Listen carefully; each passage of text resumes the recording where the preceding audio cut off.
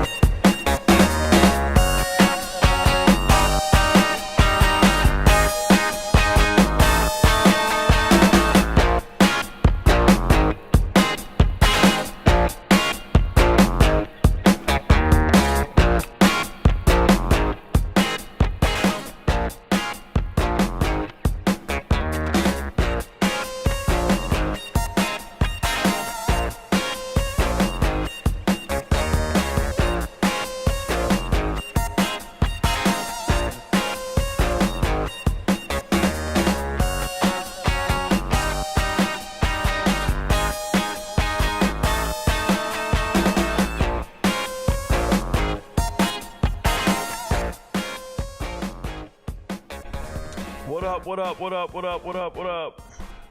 How's everybody doing today? Hey, you guys know the deal. We're doing a podcast today, and I know my kitchen's behind me, guys. We took the banners down. We're getting ready to move. It looks like we're going to do the whole football season with no banners behind me. So when you look at me, you're like, who's this random-ass dude talking in his living room or his kitchen? It's the guy who knows more about college football than anybody in the entire world. It's the guy who knows every single player in America. Shout out to me. I'm RicoKnows. Thank you guys for being here. Shout out to the beautiful Kim Jones. She's not home today. She's going to be on vacation for a couple weeks. It is what it is. But we're going to get into the theme of the show. And before we do that, I want to remind you guys of a couple things. Number one, if you have questions and you want to interact, you got to get to YouTube. Please get to YouTube. Check the live tab. Not the video tab, the live tab. Shout out to all my MVPs out there. You guys make my life possible. If you don't know what an MVP is, become one, okay? Shout out to Patreon and YouTube. We have MVPs. They're the premium members. They get all the best videos. They get all the information. They get the gambling advice. Yes, we have Dana White Contender Series tonight. If you want to know who's going to win those fights, I gave away the picks for free. You just got to watch the video. If you care about your money, you'll watch the video. Stop asking me for a list of picks. I don't have it for you. All we do is analyze matchups and provide a video. You make the bet. You decide what you want to do. I'm the textbook for the test. You still got to go take the test and pass, okay? There's no answer sheet. There's just a book with a lot of knowledge. That's just how I get down. All right, so that being said, we're going to talk about today's topic. If you don't know what it is, let me pull it up here. It's this chart below, but I'm going to pull it up on the big screen for you guys. So last night, pretty late at night, I want to say about 10 p.m. Eastern, I posted this on Twitter. And if you guys don't know my Twitter, it's scrolling across the bottom of the screen. The Twitter is RicoKnows TikTok, all one word. Okay? All one word, RicoKnows TikTok. Get there, become a Twitter follower. You will get my information. Everybody always asks me, Rico, who's the top this? What do you think about this? How do you feel about this recruit or this player? Or what do you think? Anything trending in the news, I already talked about it on Twitter. You don't have to ask me. It's already there. I already talked about it. I already gave my opinion. So when you come and ask me, I tend to blow you off and not answer the question because it's already been answered. You're just not a follower of the channel or the content. But last night, I published my top 25 for 2024. It's a preseason poll. I published my top 25 among the group of 5 teams. And if you aren't familiar with group of 5 teams, those are all the teams not in the Big 12, Big 10, SEC, or the ACC. So we're talking about 5 conferences, and that's why it's called the Group of 5. There are 5 conferences, right? There's the Conference USA, which I deem to be the least competent of the conferences. They're not very good. Conference USA is littered with terrible teams, and you might think the best team in Conference USA is a great team because they beat the hell out of substandard teams. But that's Conference USA. Then there's the American, okay, the American Athletic Conference, AAC. There's the MAC, we'll get into. MAC action, we talk about the MAC all day long. There's the Mountain West, or the MWC. And then lastly, there's the Sun Belt. And if you are a guy who watches 1 or 2 games a week, if you are one of these casual fans who thinks the only football games on are the SEC or Michigan and Ohio State, you are not a real college football person. Like, I don't even talk to those types of people. Can't stand it. Anybody who sends me a message and goes, "Hey, Rico, what do you think about Jackson Dart?" Nothing I tell you is going to change. Nothing I tell you is going to be an additional tidbit of information that you couldn't get from ESPN or anywhere else. So I pride myself on knowing the Group of 5 better than anyone in the world. I proved it last season. We won an absorbent amount of money by picking games. If you aren't aware, I'm a capper. I provide gambling information. That's what the MVPs get for every single college football game, not just the locks. I'll tell you why a game is a lock, a lean, a value bet, why we should avoid it, why we should go after it, the over, the under, what prop bets you should make. I can tell you all the information you want to know if you're an MVP. But the casual person who comes into my channel and goes, "Hey, Rico, how many games is Missouri going to win next year?" You will not get an answer from me. I have nothing to say to you. The information is given to MVPs, not casually. But here I am. I'm going to give you guys a public assessment on the Group of 5 in its totality. And I need people to understand, I don't have any favorites. I don't really care who you're a fan of. That's not my point. That's not my problem. That's not my agenda. My agenda, excuse me, is accuracy. The whole thing that drives my channel and my platform is accuracy. You want to know why I have a platform? People always write this. "Well, I don't even know how this guy has a platform, man. All he ever does is hate on this, hate on that." I have a platform because of my accuracy.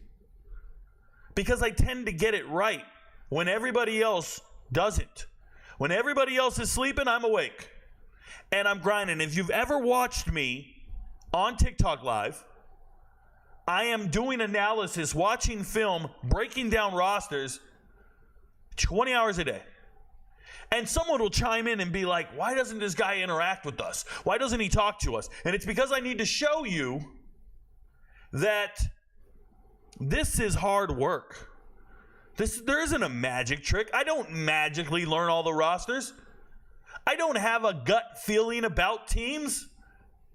I sit down and do the analysis. You know how long ago I wanted to put out this chart? I wanted to put out this chart weeks ago. When did I do the offensive rankings? Go check the live tab on YouTube. You will see an episode about all of the offensive teams in America. And I'm going to do the defensive teams on Sunday. It's Tuesday right now. I have the rest of the week to prepare, but I have everything done. I'm ready. And I will talk about every single team in America and their defense. It's a lot harder than it looks. I did it for offense. I did 134 different teams. You can go back and watch that video. It took 3.5 hours to make. It probably took 6 months of preparation. And here we are on the defense, and I'm completing the defense. But in the process, I managed to finish all the Group of 5 overall scores. And what you see on this chart are scores. Scores that I have assessed players on. The max score you can possibly have, I believe, is a 225. I mean, no one has a 225 in America. That's a max score, 225 points. So when you see the Group of 5 teams here, this is not fandom. This is not me hanging out and saying, "Oh, yeah, we got the best players." You know, yesterday I had a conversation on Twitter with fans. And the fans, you guys got to understand, the word fan is derived from fanatic. These people are fanatical about their team, but they haven't studied the other teams. I'll give you an example. I had a young man write to me, and I'm assuming he's young because his sports knowledge was infantile. But he wrote to me and said, I can't believe you believe in South Florida. Our secondary sucks. This is a young dude. He's a South Florida fan. And he said the secondary sucks. What's he talking about? I turned on the tape. I assessed the talent of the individual players. South Florida's secondary doesn't suck. Well, they finished 130th last year in yards allowed. If you're ever having a conversation with somebody about talent and they start bringing up team stats from a year ago that have nothing to do with 2024, by the way, they bring up 2023 stats. That doesn't move me at all, bro. Who did they go up against? I said, oh, this is scheme driven, bro. You started the season with Western Kentucky. Do you know what Tyson Helton does as a head coach? He throws the ball a lot. He's like, well, we had a great run defense. Yeah, because you played teams with no rushing attack. You played Memphis. Do you know what Seth Hennigan does? He throws for 400 yards. You played Alabama.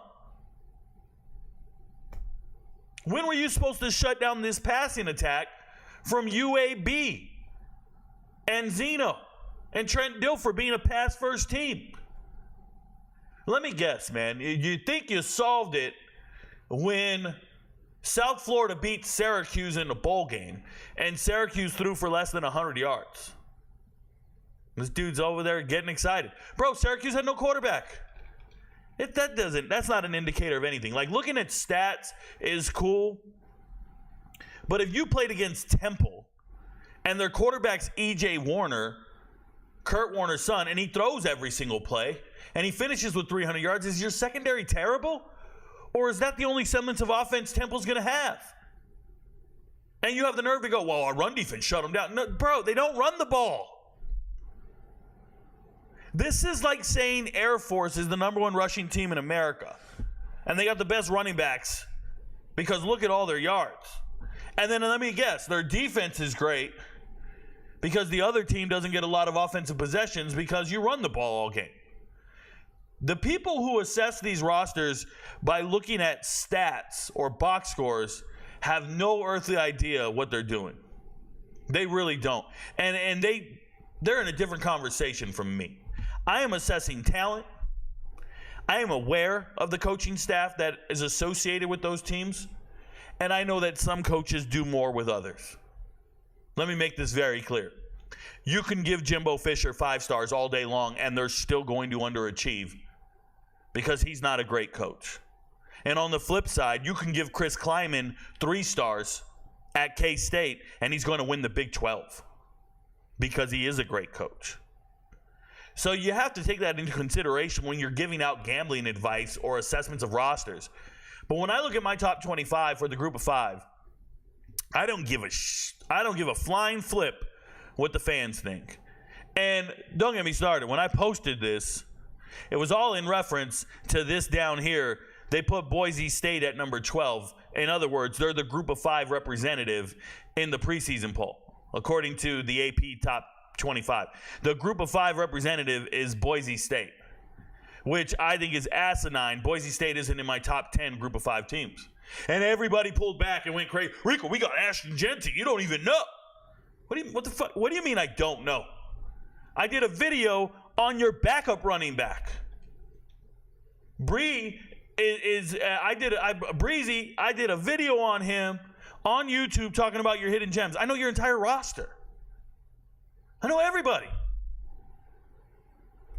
The player personnel for Boise State, the former director of player personnel or assistant director, follows me on Twitter, bro. He just left Arizona State. I know the whole roster. And here you got the comments from the fans. You got a guy named Tyler Shucks Burner. He says, I'm not sold on Malachi Nelson, but I have them higher simply because the potential is through the roof. Don't know what you're talking about, bro. None of my rankings have anything to do with potential. None of my rankings have anything to do with potential, right? You forgot Oregon State and Washington State? Fun fact, I didn't. I don't think they're very good this year. Cupboard's bare. This guy says, don't mind me, I'm just fishing for attention. They think I'm fishing for attention when I gave my rankings out. This guy, Grant Chalmers, says, never make another list again. In what universe is Northern Illinois above Miami of Ohio, Toledo, and Bowling Green? Well, Grant Chalmers apparently is a very impartial Toledo fan. It says Mac Action Sports fan, go Rockets for life. You want to have a conversation with a guy whose name is Go Rockets for life? Chalmers here has no... So let's talk about it. In what universe is NIU above Miami of Ohio and Toledo and Bowling Green? Well, 2021, NIU won the conference, and all three of those teams were behind them. So this was 2021. This is 2 years ago, 3 years ago. 3 years ago, NIU was better than those teams, and now you're acting like it's never happened in your life. There are seniors at NIU right now that remember beating those teams. NIU's amazing. NIU, to me, probably the best team in the MAC. And I know, all you guys, you know why you can't say this to this mob of fans? Because they're lemmings. Because they don't think for themselves. They just repeat whatever they hear. They're just parrots, bro. Oh, I saw 24/7 on 3 and AP said Boise State's the best group of 5 team. That's got to be true. Have you ever looked at the roster? Have you ever looked at the players? I have. I watched the film. I know how terrible they are in certain regard. I know how good they are. East Carolina respect, yes. These guys are all saying I'm dumb. I got the tism. I still haven't forgot what you said about the Utah State kid. A Utah State kid died. I didn't say anything about him. I didn't say anything about him. He was jumping off cliffs, bro. I ain't got time for that shit. I'm out here assessing players who are alive. Who asked you, Pipsqueak? Sounds good. Meet me in real life, bro. Not a single Big 12 team. There you go. I know you want attention. This guy's name is Boise State football. I'm sure he knows what he's talking about. They're pointing at people with needs, bro. Look at him, an attention seeker. The only attention I seek, this guy wrote, you're a moron. It's not even the right contraction. Contraction, bro. We're not giving birth. Y-O-U, apostrophe R-E. You are. Is bro R. Is bro R. This is crazy. Who talks like this? So, that being said, let's go over the list. It's right below if you can't see it below me. But before I get into it, I do want to talk about some of the honorable mentions because they deserve to be mentioned. Some of the teams that I didn't list, and it's simply because of the rating. We'll start at the very bottom. Georgia State, I'm encouraged by a new coaching staff. We'll see what they can do, but it looks like an uphill battle. Okay? It doesn't look great. If I go over here and I look at what I rated them, now I have my rating charts on to my left here, just to remind me of some of the things I said to myself. I'm not excited about Georgia State's pass rush. Their linebackers and their corners look great. And then on the offensive side of the ball, obviously I believe in the running back room. Shout out to Freddie Brock. But I'm not that moved by Georgia State. It looks like another year or two.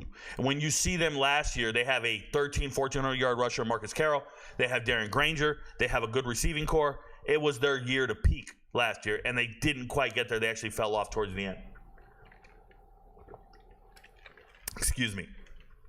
I do have some notifications from the Discord server. I'm not going to click on it right now. I should, though. MVPs come first. Bear with me. Oh, it's UFC questions. I did watch the video. Okay. We do have fights tonight. They're getting excited about it. Let me get focused. All right. So, next on the list is ODU. Once again, another great team if you look at stats. If you look at stats, ODU has some of the top linebackers, and shout out to them with Henderson, but they have some of the top tacklers, some of the top numbers, but I don't really do that. I turn on the tape and I check to see how good are they. And when I look at them, I see a huge drop-off in the secondary. Some of their starters hit the portal. The transfer to Indiana. Corners look suspect to me. Not too encouraged about ODU. And then on the offensive side of the ball, running back room, tight end, anemic as hell. and just a serviceable running back and serviceable quarterback. I'm not impressed with ODU. I actually don't see them moving up from where they're at right now. Jacksonville State, love them. Love everything they're doing. But if Logan Smothers is going to be your starting quarterback, we got a problem. Losing certain transfers at linebacker, guys like Chris Hardy at defensive end, very terrible, right? Hardy was amazing, number 91 if you watch the tape. But they actually lost 2 or 3 different defensive linemen. But Hardy was a huge loss, and he ended up at Ole Miss. So that sucks for Jacksonville State. Coastal Carolina, still in a rebuild mode, losing your star quarterback, 3-time Sun Belt Player of the Year. I don't understand how they're going to be relevant. Losing Jared Brown at wide receiver hurts. I don't like Coastal Carolina's chances this upcoming season. Troy, they're in a rebuild. Shout out to Evan Kramer. I know he's assisting on that staff. I know they're doing, and he's an MVP. He's one of the members of the channel, by the way. Shout out to Troy. Losing Lewis at wide receiver hurts really bad. Lost a ton of talent to graduation, and they're just kind of backfilling with non-equivalent talent, so it'll be a long year. ECU, love their coach, love everything they're doing. We'll see what happens. Quarterback room, you can get excited about it if there's an improvement there, because last year's quarterback play was some of the worst I'd seen in America, and we'll see what happens. But ECU is kind of just there. UAB, love Trent Dilfer and what he's doing. They do have a good team. The defense is a little anemic for me. I like the offense. I think they're going to score points. It's going to be one of those things where they're probably going to be better than anticipated if, Dilfer can get the most out of them. But UAB's there.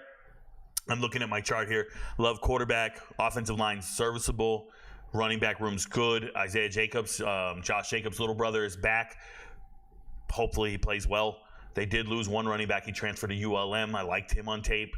And obviously they lost some people to graduation, which sucks. Hawaii, love the receivers. Love what Timmy Chang's building out there. Hawaii's great. Defense, not good. As far as I'm concerned. Let me go back and look. So for Hawaii, all the receivers returned. They just lost their star receiver to suspension, so that's a problem. They still had everybody returning. They don't even use a tight end. Love the offensive line. Running back room leaves a lot to be desired. But when I look at their defense here, their defensive line, defensive tackles, defensive ends, not very good. Some of the least impressive defensive linemen I've seen. I like their secondary, but it doesn't look good. FIU, love FIU's defense. I want to let you guys know. Actually, as a matter of fact, FIU and Louisiana both have top 25 defenses when it comes to the group of 5. I'm really impressed with what they're doing. FIU's defense looks like they got dogs everywhere. Do not like the offense all that much. We'll see if they can build off of it. But FIU, if you're an MVP, you know I made a video about them, and I think very highly of FIU. I put them right there, right behind Louisiana, and it pains me to keep the Raging Cage in Louisiana out of the top 25. I had to redouble check the stats, and I'm like, man, am I really, and when I say stats, I mean the scoring metric, am I really going to put Western Michigan ahead of them? I am, and I stuck with it, but Louisiana's defense is great, guys. Louisiana's defense is top 25, right up there with FIU's. Straight dogs, really, really good players. I expect, if you're looking from Vegas standpoint, I expect some unders. I expect them to shut some teams down, FIU and Louisiana. Very good defenders.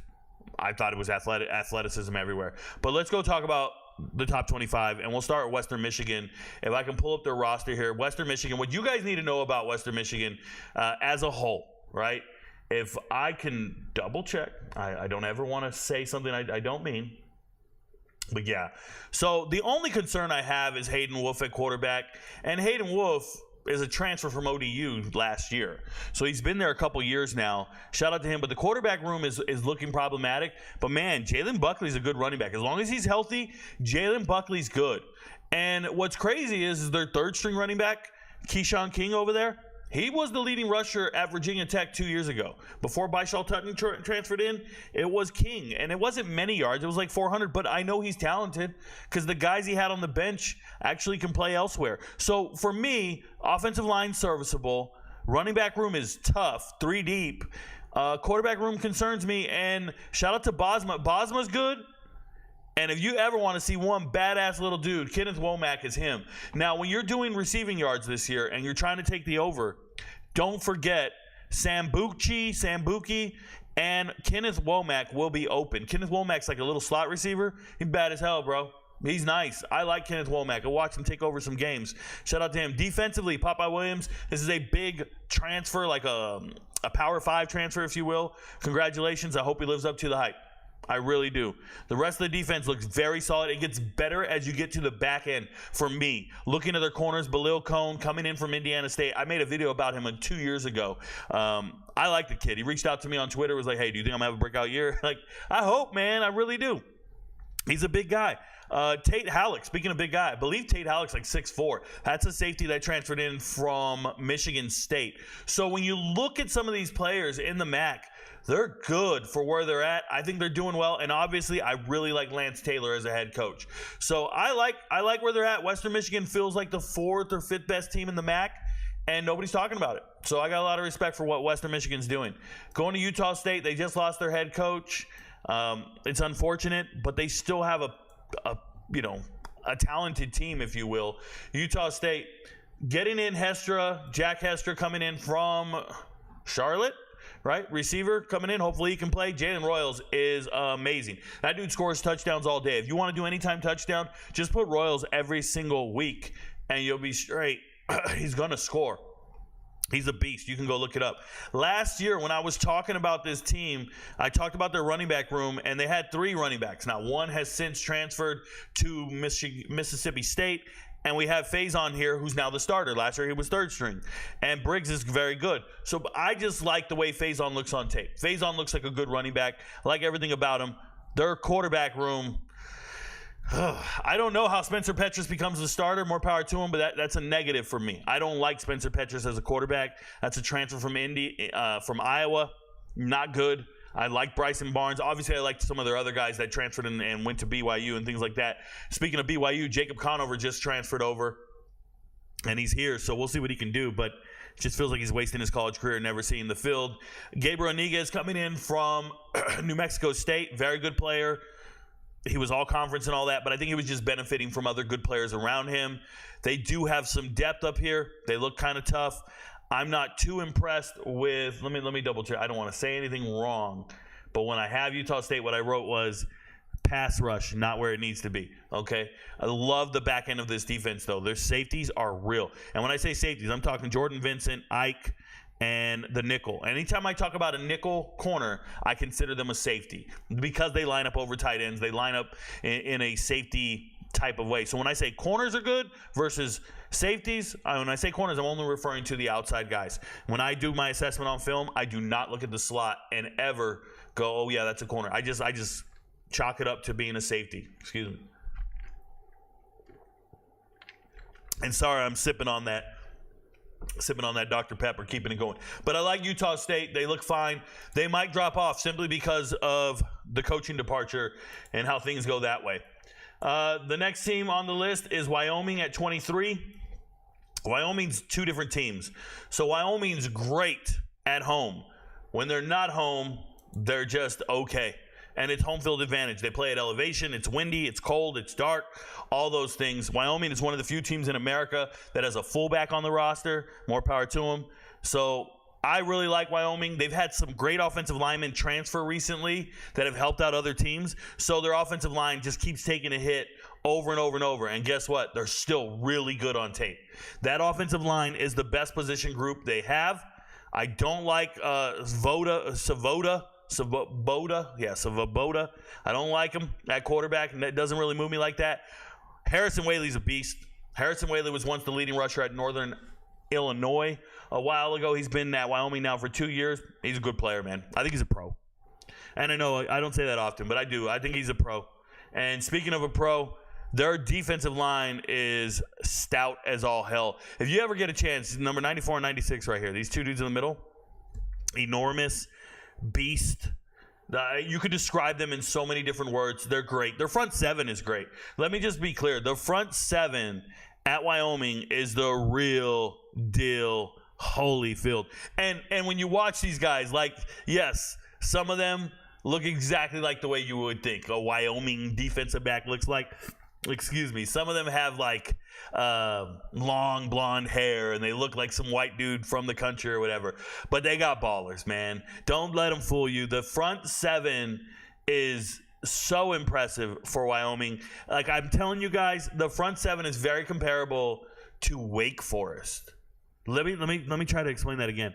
Wake Forest has a great front seven, and I think Wyoming's is very comparable. Mainly that defensive line. Those four up front, whew, they're mean. Turn on the tape and just watch Wyoming go to work. And they would be even better if they had one kid transfer out last year. I don't know how to say his name properly, but he transferred to Oregon State.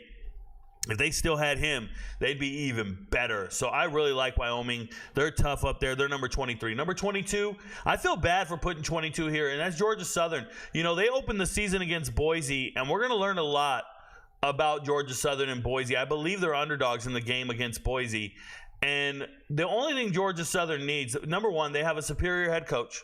Clay Helton's a great head coach, former USC head coach, brother of Tyson Helton, who's a great coach at Western Kentucky.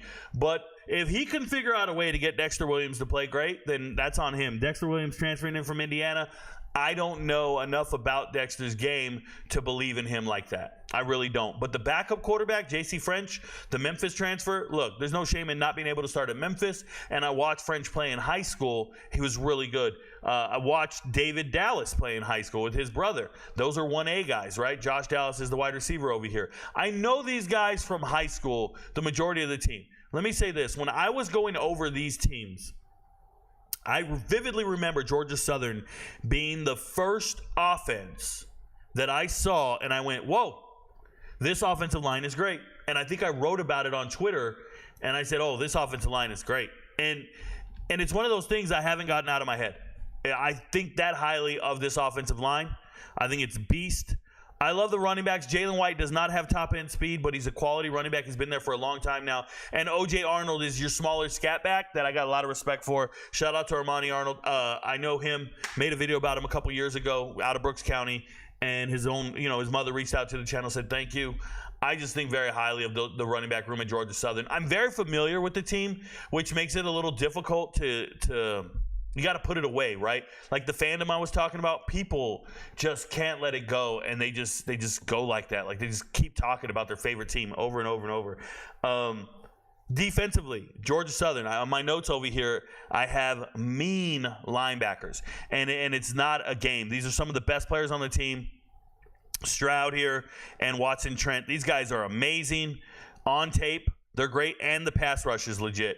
So I'm really impressed with the front seven. They're going to have to figure out their secondary, though. I do think the secondary is good, but they've lost so many good players over the last couple of years to the secondary. Like they had guys transfer. Anthony Wilson just left for West Virginia late in the process last year.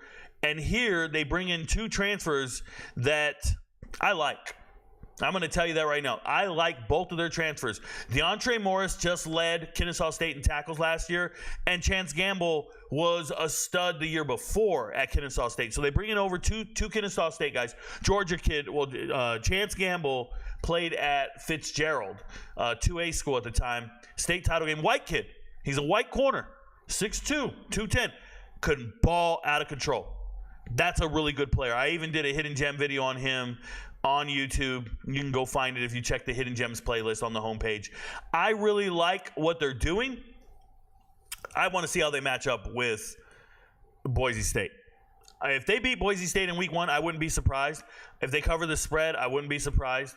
If they lose, I wouldn't be surprised. But I just feel like Georgia Southern has the potential to be really good if they can figure it out. Don't like the receiver room all that much. It's okay. But I wrote over here, Georgia Southern receiver room, I gave it a 2 out of 10. Please understand what that means. Not good.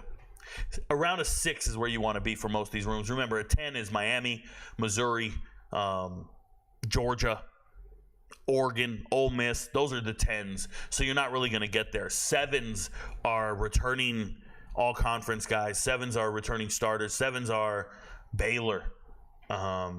I believe I gave Colorado like a 7 or an 8.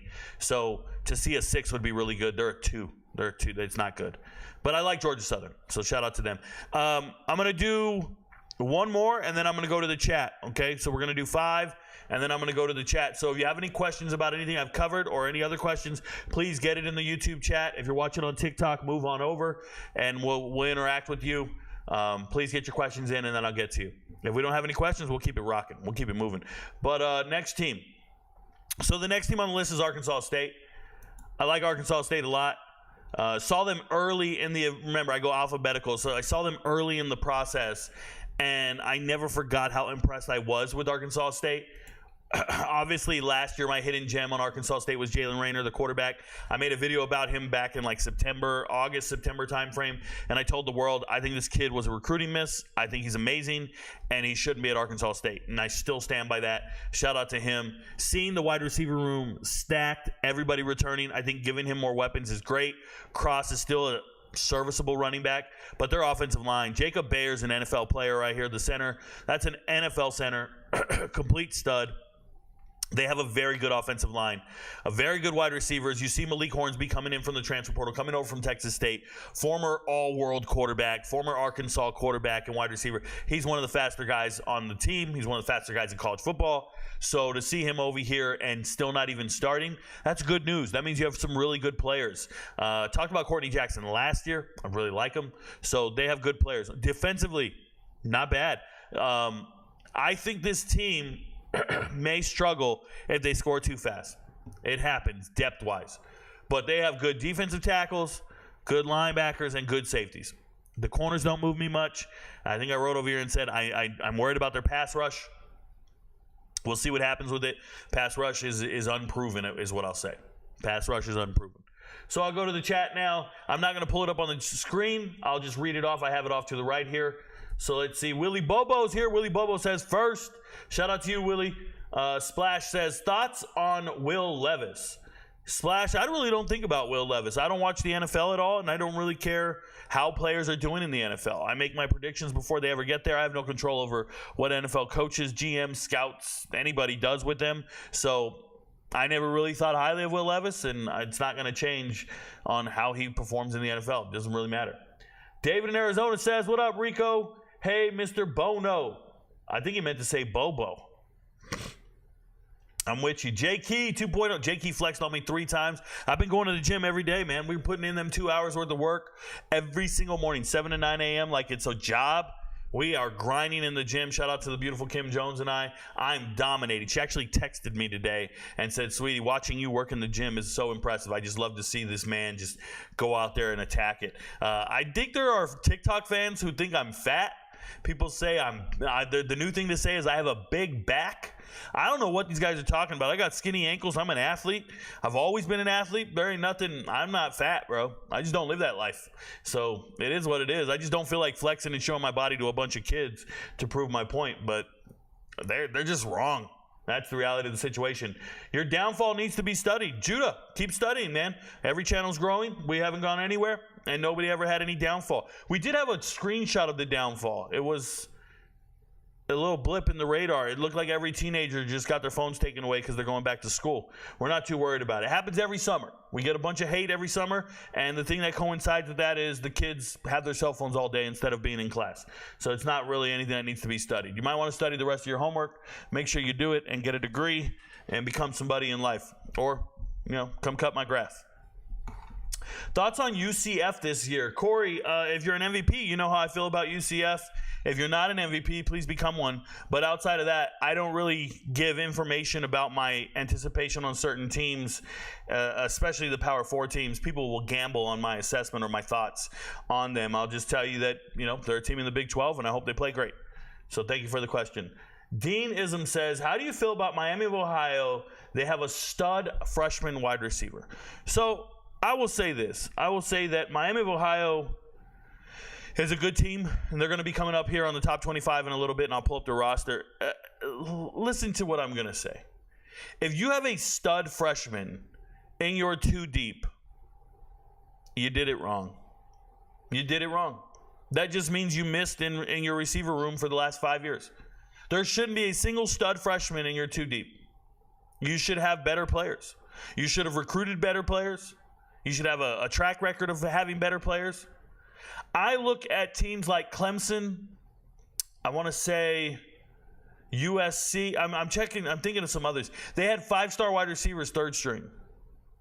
There are teams out there with 5-star wide receivers, 3rd string. Can't even get in the starting lineup. Like Miami has Isaiah Horton. You know how great Isaiah Horton is? And he hasn't had more than 20 receptions. Like, You are great. Got it. You should not be in the starting lineup. They should have had better players. I think I don't get impressed when I see a freshman in the starting lineup. I know a lot of you guys do. I don't. They're not better than some of the players we've looked at. Like, there's not a freshman in the world better than Courtney Jackson. There's just not. We could have tryouts tomorrow, line up, start running routes, catching passes, and you're just not better than Courtney Jackson. I'm sure you're going to point out some NFL example. I'm sure. Those are called anecdotes. That's not reality. Those are just one-offs, and it's just one of those things. It doesn't move me. Let me know who's starting at wide receiver for Bama. Any true freshmen? It shouldn't happen. And if it does, it's either an anomaly or they missed on a bunch of other receivers in the transfer portal. Like 6 of them hit the portal 2 years ago. So there's just one of those things like that. Who do you think is the best quarterback in the state of Florida is? Who do I think is the best quarterback? It's Cam Ward. Cam Ward's the best quarterback in the state of Florida. You mean among college players? Cam Ward is number 1 for me. All right? I understand there's Byron Brown there. I get it. But it's Cam Ward, man. Byron Brown is probably second. Cam Ward. I don't want to miss anybody. FAU has Fancher right now. FIU, Jenkins. South Florida, Byron Brown. Florida State, no. Graham Mertz, no. Am I missing any Florida teams? Am I? Miami, Florida, Florida State. Nah. No, it's Cam Ward. Cam Ward's a beast. That's how I feel about that. No UConn in the top 25. No, UConn did not make the top 25. I can tell you why if you want me to pull them up. Let's go look at it. UConn. The reason for UConn not being in the top 25, first and foremost, they're offensively challenged at quarterback and tight end. That's just the way it is. Their offensive line did not impress me in assessment. They ended up with a 3. Their defensive line did not impress me. Defensive tackles, defensive ends look fine. Linebackers are absolute studs. Their corners are anemic. Their safeties are studs.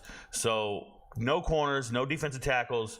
Offensive line bad, tight end bad, quarterback bad. Like, it's an array of things that don't look good for me at the UConn to make it. UConn score is a 93.5 if you're curious, and if you looked at the chart here, I cut it off at 100. So UConn was at 93.5. That's what their total is, unfortunately for them. But thanks for the question. Shout out to you, Wyatt Windy. Are you going to watch the Buford versus Milton game this Friday? Probably, Mike and Ike. I tend to watch every game, so that's probably going to happen. Who is your favorite head coach in college football? Burrow highlights. I've already done a video on that. It's on YouTube, and I have the top 25 coaches in the FBS and the top 25 coaches in the Group of 5, the top 25 coaches in the Power 4. So I put it into 2 different things. I think I rated every single coach in America. The video is on the live tab on YouTube, I'm pretty sure. Check the live tab. You should be fine there. You did a high school review on my nephew, Tyler Henry, from Cerritos College. He's at Western Illinois now, first 2 games, Northern Illinois and Indiana. That's a lot to chew on, but shout out to Tyler Henry. Congratulations to your nephew for finding a spot and a future in college football. Hope he gets the great college football experience. When do you start the videos for the week 0/1 college games? Irving Roa, and if you didn't know, I'm putting out, obviously, my videos. That will be the week of those games. I do not put out any videos until we get to those games, so those videos will probably be made the Wednesday before the Thursday and then the Saturday before that. We don't publish them too far in advance. A couple reasons I don't do that is injuries and weather. Injuries and weather dictate a lot, and the sports books don't have any of the prop bets posted for the most part. They just have the spread and the money line, and I need the prop bets to help push the player props and things of that nature and the prize picks that all the guys do. So yeah, MVPs will be getting the final chart and the picks videos and all that type of stuff the week of the games. We don't do anything weeks in advance. That's just pointless and it's not realistic. You can go look at the futures videos. There are a ton of futures videos. I've probably posted about 70 on Patreon and YouTube. They're for the MVPs. There are futures videos, and you can make bets on the Heisman, National Championship, playoffs, and then win totals for about 70 teams. I've done about 70 win total projection videos and deep dives on teams. So shout out to you guys for that. He plays DB, about to go against those Indiana wide receivers. Yeah, that's going to be tough. Rico, can you let them haters know that Fresno State is about to put the world in shock after week 1? Everyone going to sleep, but this is going to happen before. All right, shout out to Donnie. Donnie appears to be a Fresno State fan. Fresno State opens up the season. If you didn't know, they open up the season against Michigan. And Fresno State looks poised to go out there and play really well against Michigan. I'm curious to see what the spread is. And I can tell you that I really believe in Fresno State. I think they are absolutely loaded. And I'll talk about them in the near future here on the chart when we get to the top 25. We're currently on number 20 coming up, South Alabama. But thank you for being a fan. Hey, Rico, are you going to be doing your weekly streams during the college football season? Yes, during the college football season, we'll be having daily, not weekly, but daily podcasts. It'll be a different conference every single day if you know the format and you were here last year. Mondays, ACC and Conference USA. Tuesdays, Big Ten and the MAC. Wednesdays, Big 12 and the American. Thursdays, SEC and the Sun Belt. Fridays will be the Mountain West and Independence and anything that changes. And what people need to know is during football season, those podcasts start every single day at 5 p.m. Eastern. I go over every single matchup in those conferences on those days. I answer all your questions. And if you're an MVP, you obviously get the rundown on each team a little more in depth and obviously gambling advice. What we're going to do different this year from last year is I'm also going to keep doing my UFC content. We started doing the UFC in the offseason to keep all the MVPs engaged and keep them getting their betting information correctly. We have been dominating the UFC all offseason. My locks are at 83%. The parlays are at 58, 59%. The props, we're just knocking it out the park. So a lot of MVPs are begging for the UFC cards. We're going to keep those going no matter what. So there will be a live stream for the UFC. There will be videos for the UFC along with the college football content. It will be a daunting task for me to do it all. The one thing I can't do is answer individual questions about teams and bets.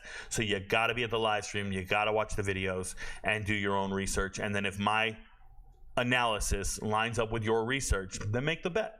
That's all you got to do, and you'll win a ton of money. But I'm going to be providing about 400 college football game bets throughout the season. Please become an MVP, and you'll be straight. That's all there is to it. So appreciate you guys. Let me get back to this list, and we'll keep it going. If you have any more questions, please put them in the chat. I will get back to them, I promise. We're now on number 21 or number 20, and number 20 is South Alabama. I like South Alabama last year. I felt they underachieved. At one point, they looked the part. They blew out Oklahoma State early in the season, and then they never really found that form. It's unfortunate. They lost the defensive coordinator. They lost some great players to graduation and, no more exhaustion of their eligibility, things like that. But when you look at this team, the Voicing brothers are still here. That's Devin Voicing up here and Jaden Voicing. They're absolute studs, okay? Wide receiver room is loaded for the most part, getting everybody back. Offensive line I can respect. When I sat down, I wanted to talk to you guys about this wide receiver room being one of the better wide receiver rooms in the group of 5. It's not a game. Jamal Pritchard is him. They got good wide receivers. You have to respect them. Please respect this wide receiver room. It's going to go ham. Now, how do you get wide receivers the ball? Quarterback, Gio Lopez. We know Gio Lopez because he filled in as a quarterback last year when there was an injury in like 2 or 3 different games, and he was just fine. He was just fine. He actually had a little bit more, a little more athleticism than we expected. He can actually run a little bit. He's a little mobile. McReynolds isn't a bad running back. Kentrell Bullock's a transfer from Ole Miss. Everybody's fine right now. This team is loaded. Don't get it twisted. Not a bad team. Not a bad team. Defensively, linebackers are unproven. I don't believe in the linebackers right now, but, that's on them. They'll figure it out. They're not quite there. Studs out here. We got some studs. I looked at my notes right now, and it's like, I want to give a shout-out to defensive tackles. I want to give a shout-out to safeties. But there are parts of the defense that are missing, and that's why they're this far down. with a potent offense, they're still down here. Shout out to Kane Womack. I hope he puts it together. South Alabama looks like a good team. And then we got a MAC team at 19, and that's Bowling Green. Love Bowling Green. I actually really believe in Bowling Green. Some transfers from some big schools, right? You got RJ Garcia coming in from K-State. Hopefully he can play wide receiver. We don't know. The wide receiver room isn't great to me, and it wasn't last year. Their leading receiver was Harold Fannin Jr. That is an NFL tight end, number 44. Super athletic. He is in my top 10 tight ends in America. I really like Harold Fannin Jr. Now, can Connor Bazelak get him the ball? I don't know. Connor Bazelak, they tell me he's an experienced quarterback. They have him coming back. He's good. Camden North is the dual threat quarterback that plays behind him. Coming up from the FCS, I believe he used to play at Long Island. I don't want to be wrong on that. I'm not. I'm not. He's the running option, right? He's 6'3", 230-ish, and he runs it in the goal line. Running back, if you've ever played at NCAA 25, you know Terron Stewart is him. Terron Stewart's a great running back, a little injury prone. Little bit of injuries there, not quite as durable as you'd like. Jason Patterson is a Florida kid, grew up in Florida, plays good. I thought he plays well, and I liked his tape. Those are both pretty solid running backs. This offense goes through Harold Fannin Jr. It does. And so when you're doing your bets and you're like, oh my God, am I going to bet on Bowling Green? Who am I going to take for anytime touchdown or any of that stuff? Just hear me out, man. They look good, okay? Defensive tackles are studs. Linebackers, beasts linebackers, and then safeties are the real deal. I really like the way this team is built. Scott Loeffler is a good coach. Everything about them is pretty cool. I like Bowling Green. And they're right there at 19. 18, Western Kentucky, you know what you're getting. You know what you're getting with Western Kentucky. It's a Tyson Helton team. They throw the ball like crazy. Excuse me, I got to close this ad. They throw the ball like crazy. And they got to transfer to get it all done in TJ Finley. There are other transfers they have. Elijah Young's here. I don't believe in Elijah Young as a running back. It doesn't matter, man. They're supposed to throw this rock and get it out there and go do some great things with it. We'll see what happens. Obviously, Finley had a great year last year at Texas State. I think a lot of that had to do with how great Ishmael Mahdi was at running back, but that's a whole nother conversation. It's semantics, really. But if you want to talk about a defensive line that you need to respect, it's here. Jalil Rivera-Harvey's a pretty big body kid, but this guy Wheeler's real, man. I like Wheeler a lot on the defensive line. He looked the part. And then their safeties are pretty solid, transferring in. Matthews here, Williams, Stout. Like they got good safety room. They're cool. Defense is going to be fine. What it really comes down to is TJ Finley going to be the same guy you just saw at Texas State, or was that all G.J. Kinney's magic? Tyson Hilton's a very good coach. So I'd expect similar results. I would hope, as long as you don't have Malachi Corley. As long as you're accurate, though, you'll be fine. But you don't have Corley. There are some problems. It's not all that it's hyped up to be. I want to say one more thing, though. Offensive line. Bees knees. Group of 5 offensive line, one of the better ones. Like the best offensive line in the group of 5 for me is Memphis and Fresno State. So this is right up there. This is right, just a little notch below that. This is that Georgia Southern type stuff. Pretty good. So shout out to them. Who's the next team? Miami of Ohio. Everybody's mad at me for putting Miami of Ohio at 17. But I know what I see. I see Miami of Ohio had some people depart in the transfer portal that were really instrumental to them being good. You're trying to convince me that Brett Gabbert's good at coming back from injury. We'll see. I know Gabbert can make some throws, others can't. Okay, congratulations. But other than that, a lot of what Miami of Ohio does is kind of boring, if you will. There's nothing too flashy. It's all linebacker driven for me. Matt Salopek here is a complete stud. So is Ty Wise. These are very good linebackers. You have to give them their love. When I watch tape, the pass rush is good. Suttle's here. Ugu. You guys know. I look at numbers, bro. And some of these guys change their jersey numbers. I'm watching tape, and I'm like, oh, who's that guy? And I'm looking for the roster, and I'm like, what are we doing? This offensive line, studs. Absolutely great offensive line for this team, and I think it's going to mask a lot of the problems they have in the skill position groups. Offensive line is complete studs, though. Just remember that. Miami of Ohio has a great offensive line. Very blue-collar team. Very blue-collar. And what'd you expect from the MAC, bro? I expect a lot of unders. Colorado State, I expect no unders. Colorado State, one of the most explosive offenses in America. Donovan Ollie coming in from Cincinnati, former Washington State kid, huge wide receiver, transferring in. Torrey Horton belongs in the NFL, and he's still here, going to do great things. Dylan Goffney is a transfer from SMU, very physically dominant. These are gifted players, man. They look like studs. Braden Fowler, Nicolosi, I told you guys last year, he was my hidden gem on Colorado State. Told you he's going to get that starting job and keep it and never look back, and that's exactly what happened. Okay, that's exactly what happened. Running back, Justin Marshall, same thing. Got the job late in the year last year as a freshman. Only rushed for 100 yards every single game to end the season. He did like 3 games in a row. Justin Marshall is him. He's the reason other guys hit the transfer portal and left. That is a great team when it comes to the skill players. I can't think of many group of 5 teams with better skill players than Colorado State. Defensively, losing a huge part of their pass rush in Kamara. He went to the NFL. But Jack Howell and Henry Blackburn. Everybody knows Henry Blackburn. That's the guy that threw the late hit on Travis Hunter. I'm just letting you know that these safeties are real. Like, these safeties are great. They made 80-something tackles last year, both of them, and they're both back. They're everywhere. The problem is you don't want safeties being your leading tacklers. That means the other team got a first down. Sometimes these guys make the tackle way down the field, and they shouldn't be there. They shouldn't be that way. The defensive line for Colorado State is not anything to write home about.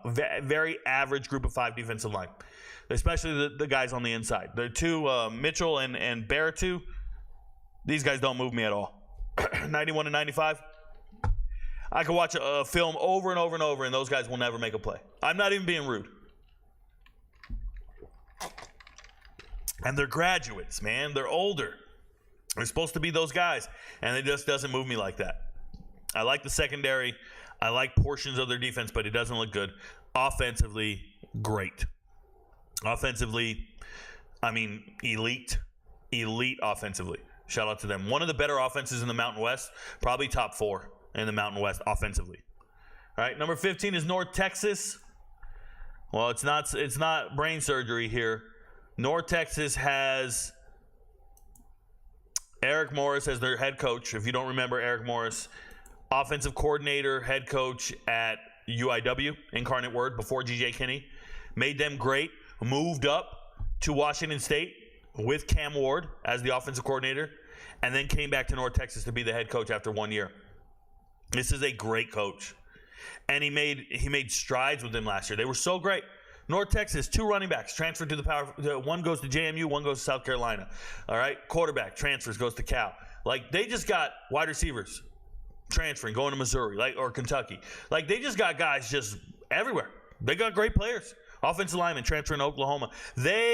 Second year in a row, they have players out of North Texas transferring everywhere.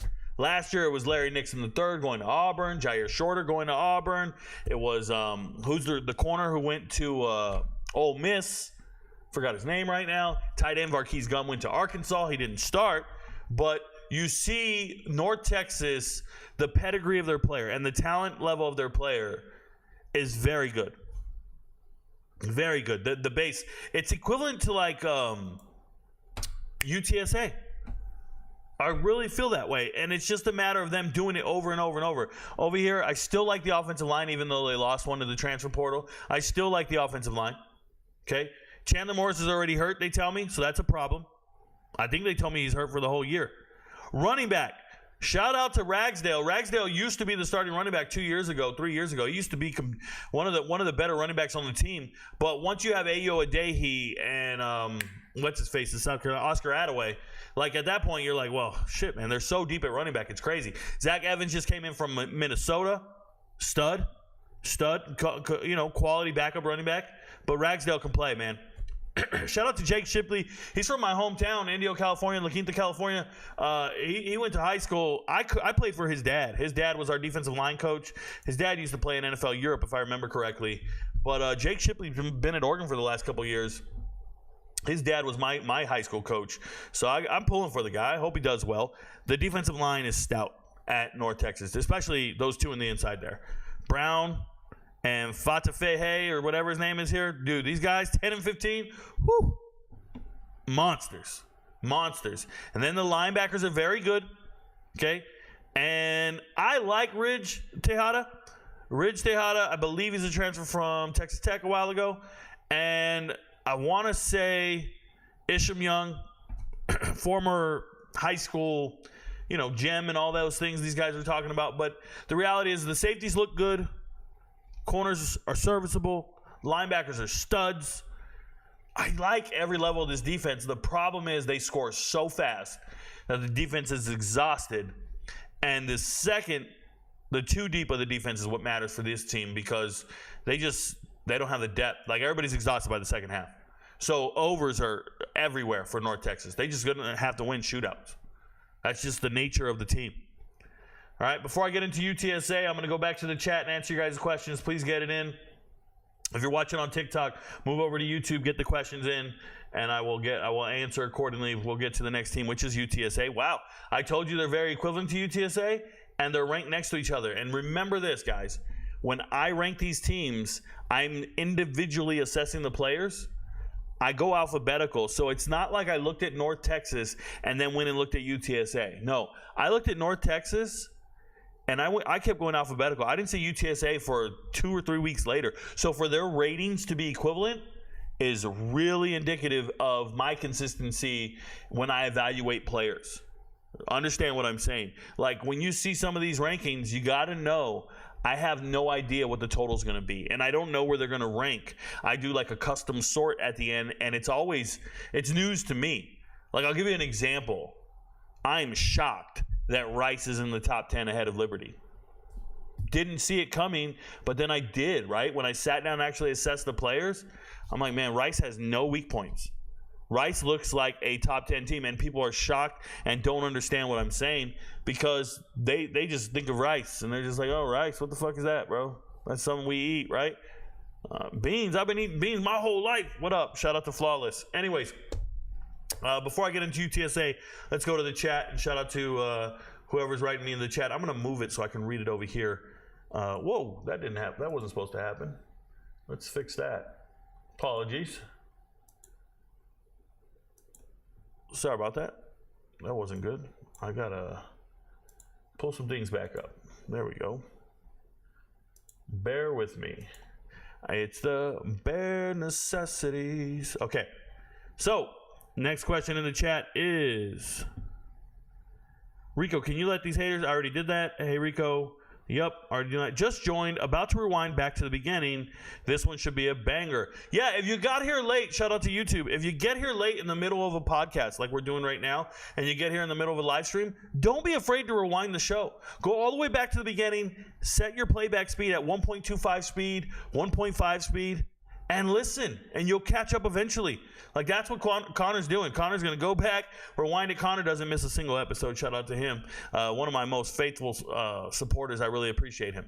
All right, so we have no questions. So I'll get back to the chart, and we'll keep trucking along. Next team is UTSA. Love a lot of things about UTSA. Having to break in a new quarterback is problematic, right? You lose Frank Harris, who's been your starter for many, many years. You still have certain pieces, though. McCown, NFL pedigree, right? Used to be at Colorado. Now you're here. Apparently McCown's going to win the quarterback job, so they say.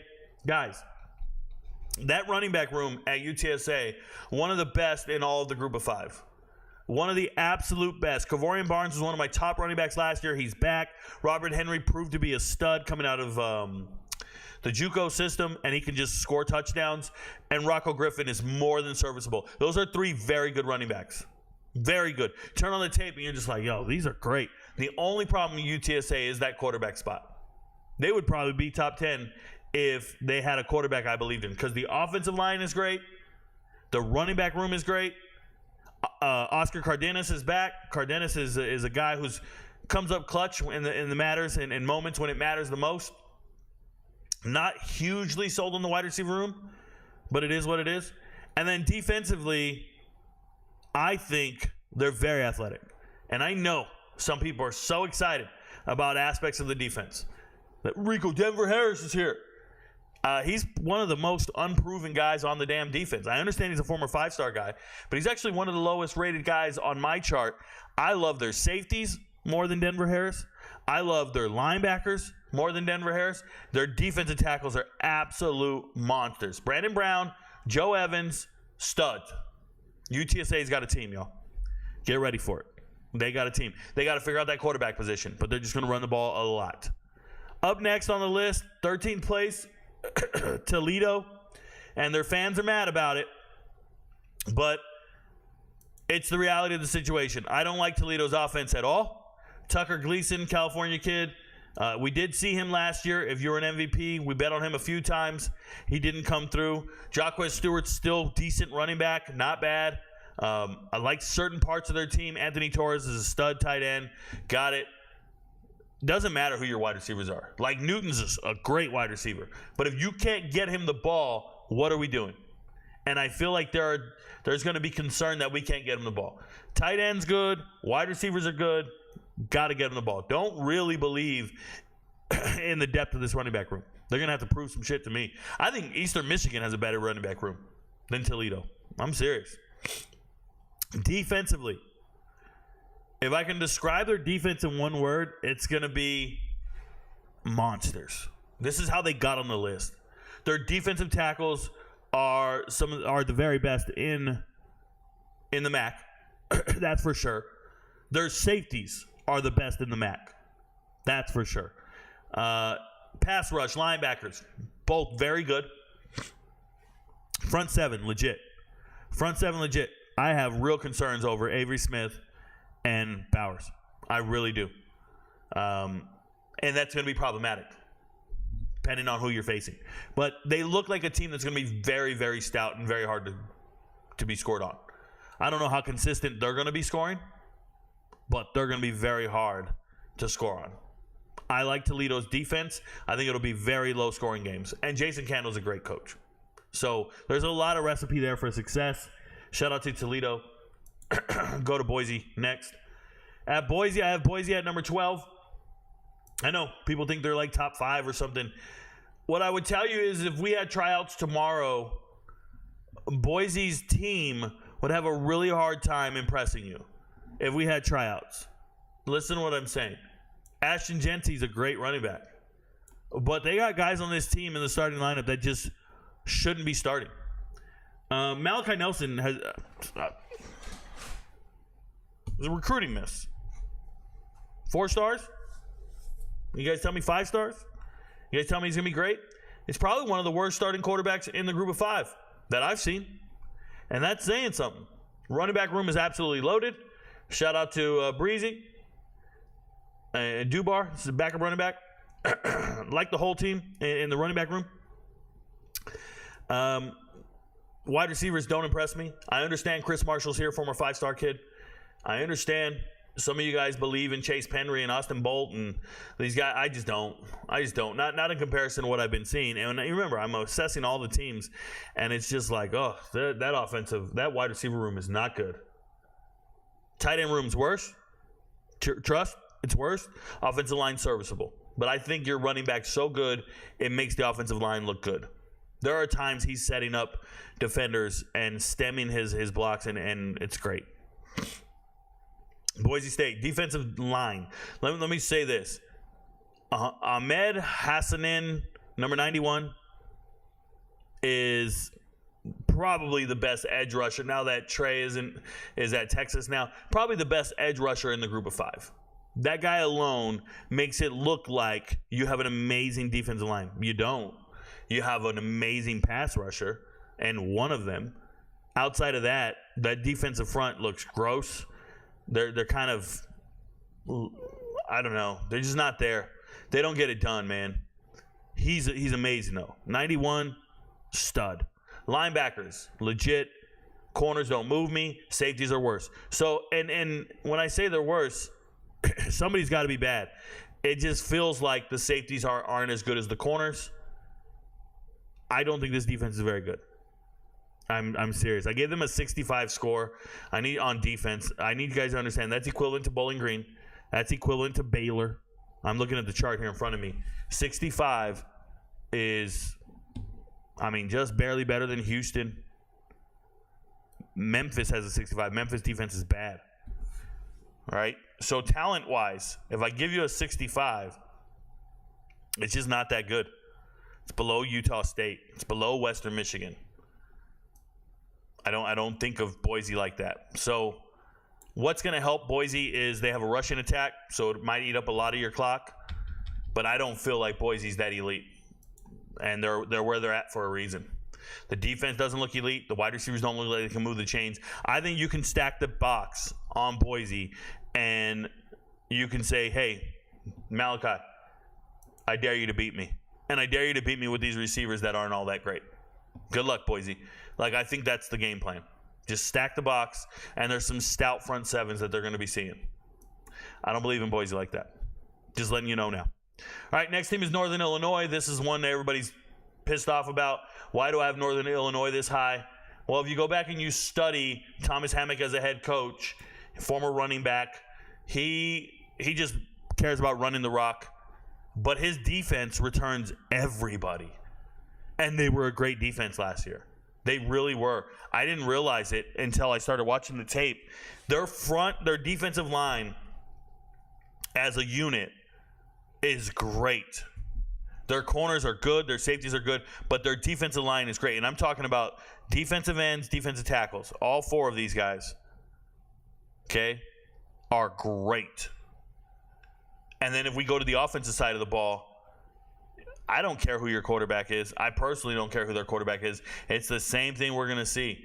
Ontario Brown is a 1,200-yard rusher. So what's the difference between Ontario Brown being a 1,200-yard rusher and Ashton Genty being a 1,400-yard rusher? What's the real difference? There really isn't one. It's just you're going to move the chains and you have a dominant run game. Except they have an identity at Northern Illinois. We're not trying to throw the ball. We are here to run the rock. Their offensive line is elite. One of the very best offensive lines, right up there with Fresno State. I gave them a 7. These guys, go watch them on tape.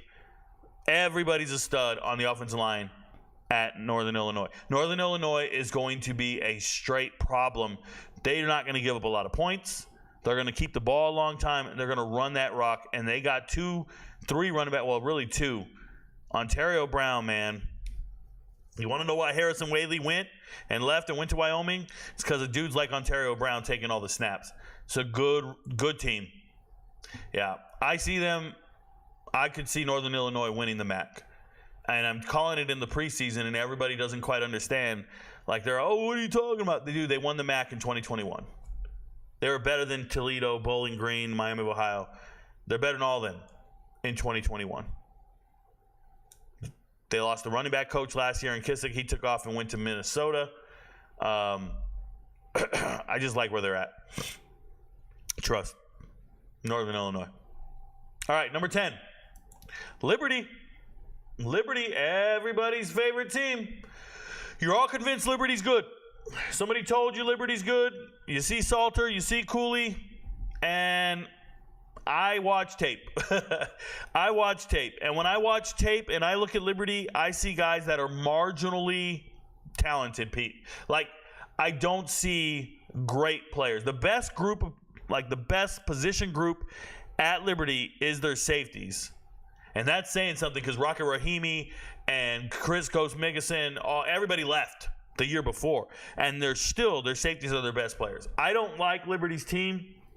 I understand they're winning in the Conference USA.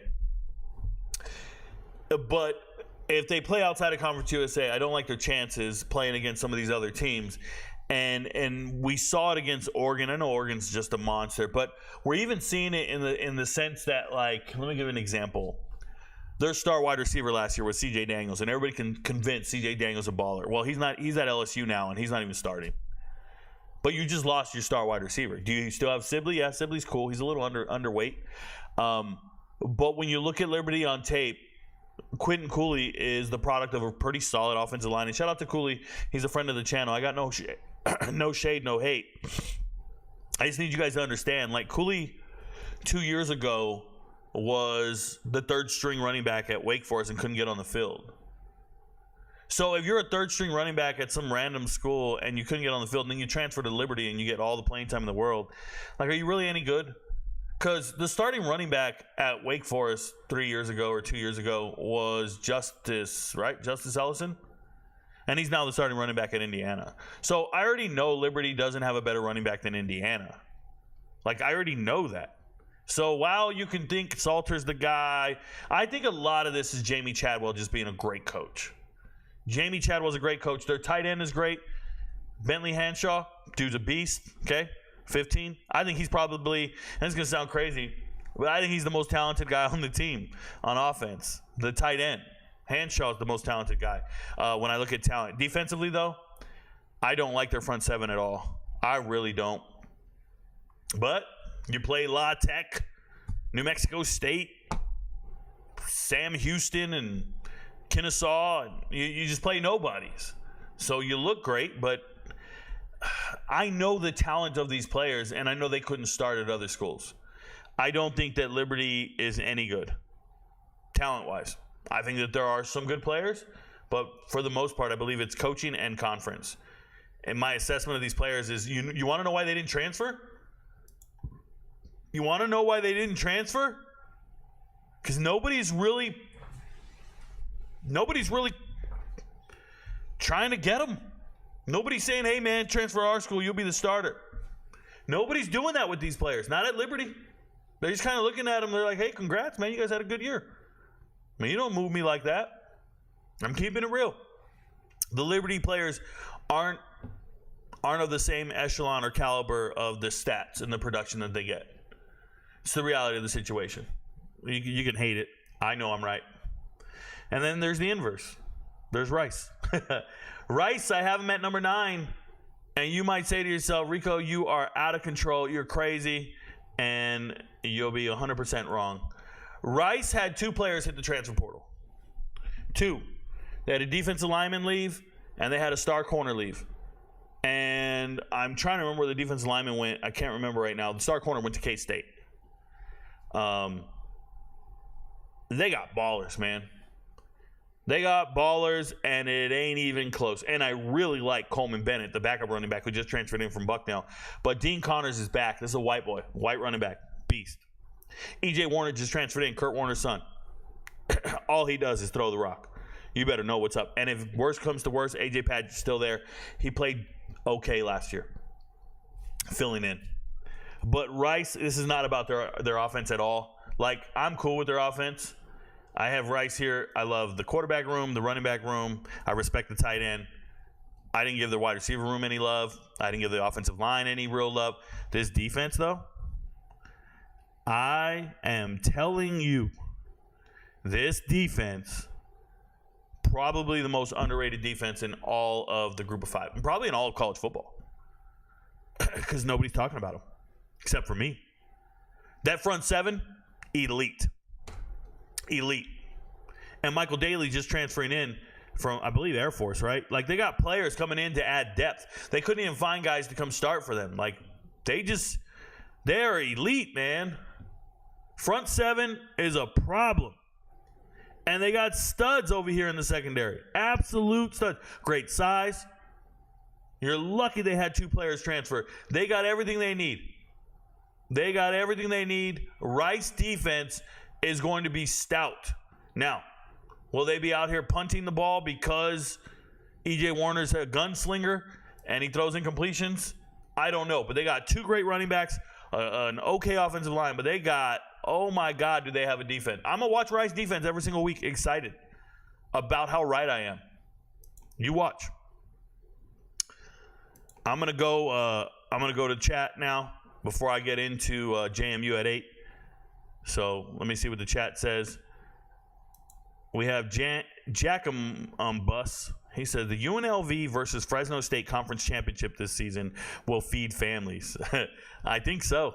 You know, there's families out there. Austin Glazer says, thought on Sluka in the new UNLV system. So if you guys don't know who he's talking about Matthew Sluka. He's going to come up here because UNLV is number 4 on the list. Matthew Sluka, former quarterback at Holy Cross for the last 2 years, FCS. Matthew Sluka is a white quarterback, dual threat. He's rushed for over 1,200 yards the last 2 years. The only concern about him is his passing acumen, but Matthew Sluka is him, and I hope he does well in that go-go offense for UNLV. I anticipate him being great. UNLV looks like a really good team. Really good team. I like Matthew Sluka a lot. I hope he can throw the rock, and we know he can run. We know he's a baller. Jakim knows ball. Shout out to Jakim because he said we're doing this. Peace. Shout out Rico inspiring me to learn. There you go. There you go. I hope you guys all learn something new every single episode, and you learn more than you knew before.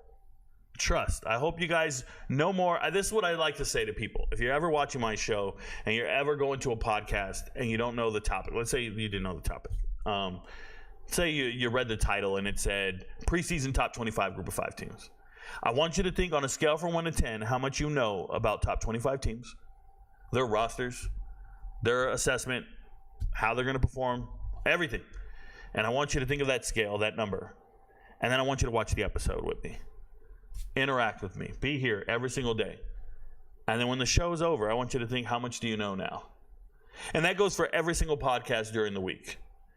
Okay? I do this with my MVPs.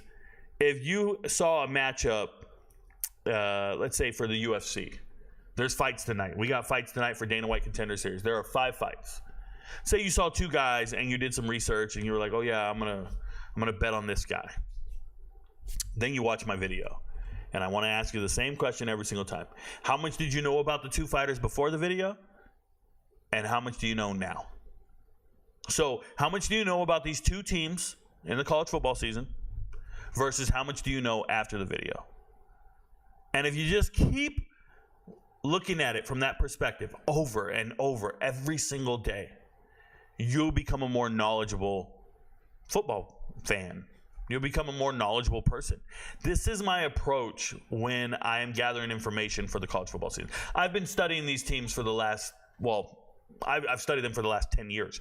But when I'm telling you I've been preparing for this video for 7 months, 8 months, ever since bowl season ended. I just keep studying. And you can watch me on TikTok Live. You can watch me on YouTube Live. You can watch me anytime you want. I am studying. And I'm just retaining more information, and I'm just applying it. And that's the way you build your knowledge base. If you ever walk away for 4 or 5 months and then you come back and go, I just saw a list and it said we got the #1 rated recruiting class, like you don't know what you're talking about. Because you're allowing somebody else, some other website, some nerd who wrote the list to dictate your information and how much you know. So I just encourage you guys to come back every single day and keep learning. Keep learning and build upon your knowledge base and what you know. And then no one can ever pull the wool over your eyes. Like you can look at top 25 rankings or something. Like they'll do a top 25 quarterbacks for 2024. And you go look at the top 25 list for quarterbacks next year and you'll be like, oh. And you start looking around going, hey man, where the hell is Seth Hennigan? I'll be like, oh, he didn't make the list. No. You don't know who Seth Hennigan is. That's why he didn't make the list. Seth Hennigan finished last year 4th in the country in passing yards. 3 years in a row, he's had over 3,000 passing yards. He just won 10 games. What quarterback wins 10 games, throws for over 3,500 yards, returns all his receivers, and you don't know who he is? That's the problem with the internet. That's the problem with Twitter. That's the problem with all these casual fans. It's like they'll just make up a list that they parroted. They're puppets. They just repeat something from somebody else. And they'll be like, here's my top 10 list for blah, blah, blah. And it's like, you didn't provide anything new. I didn't learn anything watching you. And that's why I don't watch content creators, because I don't learn anything watching you. You got to watch the channel. You'll learn so much. You'll learn so much. I'm not here to debate. I'm here to educate. I promise you. Shout out to you, Jack and Busto. I appreciate you. Adam Barrick says, Rico, do you think Memphis beats FSU at FSU this year? So a couple things before I get into that, Adam Barrick, is first and foremost, I think Memphis is poised to have an amazing season. I don't necessarily know if they're beating Florida State. That type of prediction will be given to the MVPs before the game. Things have to go into effect and into account. We need to see how these teams are performing this year. Injury concerns. When you ask me a casual question like that, I can't casually answer the question because somebody will be watching this and go bet money on my assessment or my answer. And we cannot do that if people are paying me for my answers, right? I have MVPs that pay me for my gambling advice. And if I were to say Memphis is beating Florida State right now, my MVPs would go bet it. That's how much they believe in me.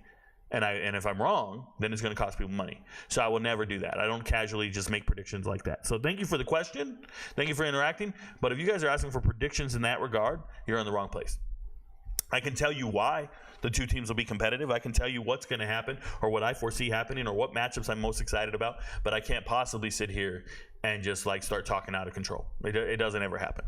But I appreciate you. Donnie says, RicoKnows made me realize all those pages posting BS don't know a damn thing. They only post SEC and Big Ten schools and players. Everyone is irrelevant. You got it 100%, Donnie. That's exactly why I have a platform. Because they actually don't know football. They don't know anybody. They look at mock drafts and then they talk about players. I had a guy today telling me on Twitter that LSU has the best offensive line in the world because they have the number 1 draft pick and this and that. And I'm just looking at him like, did you turn on film? Did you see Jaden Daniels running for his life? Maybe you had a Heisman Trophy quarterback who made them all look good. I don't know. Maybe. Because I didn't see any running backs dominating anywhere. LSU should have the nation's leading rushers if they got the best offensive line. I'm just saying. Best offensive line for me on tape. Missouri.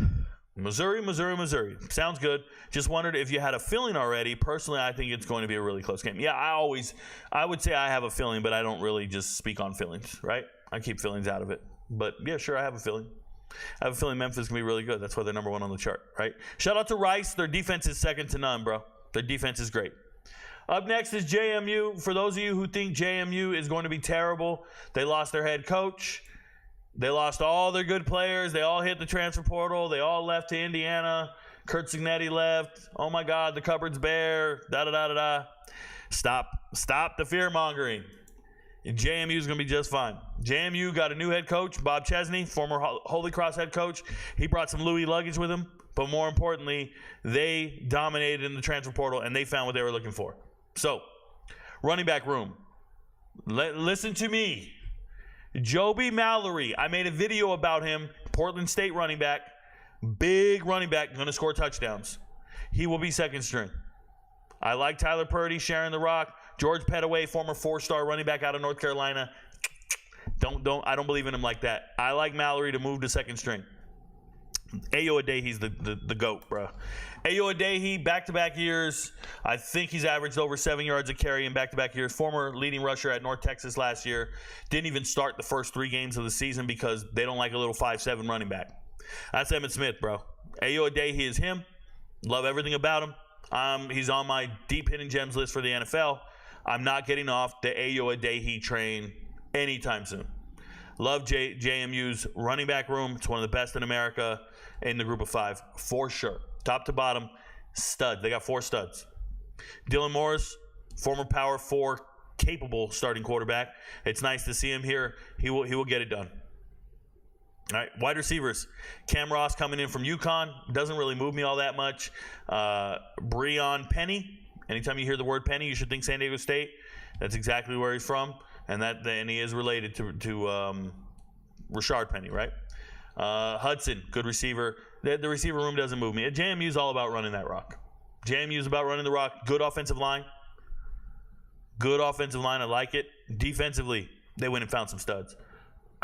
Absolutely found some studs. Jacob Dobbs, number 27, middle linebacker. I think he has over 400 tackles in his life. Jacob Dobbs is the truth. FCS stud. Everything about him is great. I like Jacob Dobbs a lot. I like the corners on this team a lot. Chauncey Logan. And I know they just lost D'Angelo Pons. I know they just lost a bunch of, I got it, bro. They just lost Fisher at linebacker. They lost a bunch of guys. JMU is still very good on defense. I think every single position group at JMU is at least a 6 on my scale from 1 to 10. That's good, guys. That's so good. This defense is going to be great. Stout. And with a good run game, the way they have it lined up, good run game, good defense, JMU's winning 9 to 10 games. Go look at what the over is on the futures bet. JMU's winning 9 to 10 games. If you find a sports book and it has it at 8.5 wins, take the over, put it on a unit, and thank me later. JMU's winning 9 to 10 games. Stud team. Great coach. The bee's knees. Fresno State. They're next on the list. Let's talk about it. I've already told you guys all episode long. One of the very best offensive lines in the group of 5. Turn on the tape. They look amazing. This is wrong. They don't have all their wide receivers here. They have other wide receivers. But they're returning a stud, a good portion of their production. But they got Cheatin' James. Cheatin' James was an undersized wide receiver out of St. John Bosco. So one of the best high school programs in America, back-to-back years, had these little tiny receivers. First it was Cheatin' James. He's 5'8". I get it, man. He's little. But he went to Idaho State and rocked it out, one of the nation's leading receivers out of the FCS. Then they bring in a Raylan Sharp, another little guy, one of the nation's best receivers out of the FCS. So they brought in 2 small-ass dudes. By the way, shout out to Stacey Dobbins, another great small wide receiver out of St. John Bosco. He just went to UC Davis. I love UC Davis's skill players. Stacey Dobbins, Carter Vargas. One day they'll be in the FBS, I hope. But looking at this team, it all goes through Mikey Keene. Last year, Mikey Keene was one of my top transfers, one of my top hidden gems. And then he goes out there and he balled out of control and beat Purdue in week 1. And he looked good all season. There was a slight injury issue. I like Mikey Keene as a player. And let me tell you guys, when I evaluate talent, their third-string quarterback, Joshua Wood, still pops on tape for me. He's a kid from Washington. Beat Travis Hunter and Sam Horn in high school. After they won, Collins Hill won the state title in Georgia. They got to play the state champs from Washington. And it was Joshua Wood who won that game on a Hail Mary. Joshua Wood on tape looks great. And to see him third string, dealing with injuries, dealing with other things, like I can't wait for Joshua Wood to be in a starting lineup somewhere. Whether that be at Montana State, or here at Florida State or Fresno State, I don't know. But Mikey Keene is him, and he's got a decent room around him. Weapons at wide receiver, great offensive line, 1,000-yard rusher. Malik Sherrod's rushing for 1,000 yards. Stud. Shout out to Gillum. Shout out to Arsenault. I think they're great, man. Skill. There's not a weak point on that offense. Not a weak point on the offense. Defensively, we got to figure it out. And the reason I say that is there's a lot of potential. I don't rank potential, but there's a lot of potential to be great. You see Lightfoot here, stud in the defensive tackle spot. Lightfoot starting at Centennial in high school. He's from Centennial, same school as Foreman. Corey Foreman, former 5-star. USC transfer. By the way, Namora, also from Centennial, former USC linebacker. Go find Namora's hit on who's the quarterback at Utah? Cam Rising. Cam Rising got decapitated by Namora about 3 years ago. Okay, so I see a lot of stuff. Devo Bridges is a stud. Let me not skip over some of these guys. They got a great front seven. Great front seven for Fresno State. I actually have them rated fairly high. And not impressed with the corner play right now. Julian Neal, Hamilton, not nearly as good as the others. I believe they're the weakest point on this defense, the corners. And I think they wanted to address it when they went and got Embry, but it didn't quite get there. We'll see. Safeties are fine. Front seven, beast. We'll see what happens with Fresno State. I hope they score on every single possession. They have such an explosive offense. Love everything about them. Number 6, Tulane. We know some things about Tulane that others don't. And I want to say something that's going to kind of be almost like a contradiction, if you will. The reason I don't necessarily believe in UNLV. So Tulane, UNLV, Texas State. Those three really stick out to me as not having the trifecta. And it's not a trifecta. It's actually, you need 4. So you need 4 pieces to be great. If you guys have ever studied all the national championships for the last 25 years, there's a ratio you need, a continuity ratio. and I'm going to go in depth about this just for a split second here. Continuity ratio. I went and studied every single team in America who've won the national title since the year 2000. And I studied to see, did they return their starting quarterback, their head coach, their offense and defensive coordinator? Those four. Quarterback, head coach, offense, and defensive coordinator. If you return all four of those, you're pretty much primed to be a national champion. If you're elite. 3 out of 4 is the threshold. 3 out of 4 is that you need at least 3 out of 4. If you have 2 out of 4 or 1 out of 4, it doesn't matter. You're not going to reach the pinnacle of this sport. You're not going to be as good as you think you are. And this even manifested itself last year with Georgia. Georgia lost Monken. Georgia lost Stetson Bennett. They still returned their head coach. They still returned their defense coordinator. But you lost these other two. And the results weren't what you wanted. If you return a head coach, starting quarterback, offense and defensive coordinator, if you return at least 3 out of those 4, you will win the national title if you're one of the candidates for it. There's only been like 3 or 4 circumstances where the national title was determined by a team that didn't have those criteria. And I want to say one of them was like Florida State with Jameis Winston. They're very, very few and far between. So I say that to tell you that when I start looking at the elite teams in the group of 5, I keep that metric in mind. And now let's apply that to who's going to actually achieve the expectations that they desire. Okay. And I bring up Tulane. Tulane does not return a head coach. They do not return an offense and a defensive coordinator or a starting quarterback. 4 things. They don't return any of it. So, while I think very highly of Tulane, I think they're fighting an uphill battle in that regard. And it's a continuity metric that they don't quite measure up. So you got a new head coach in John Summerall coming over from Troy. He brought his offensive coordinator with him. But Ty Thompson's a transfer from Oregon, and everybody was convinced, oh my God, you're bringing in Ty Thompson. He's an Oregon transfer. He was supposed to be the starter, all this stuff.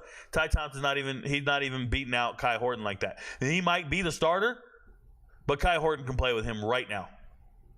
And they know it. They're going to go with Thompson maybe because he's got a dual threat capability. But nah, that's a stud right there. By the way, your leading rusher, Mekhi Hughes, 1,200-yard rusher as a freshman. Yeah, he's amazing. He's amazing. Oh, what does Troy do? What does John Summerall do with running backs? I don't know. Maybe you might want to go check Troy's rushing stats for the last 5 years.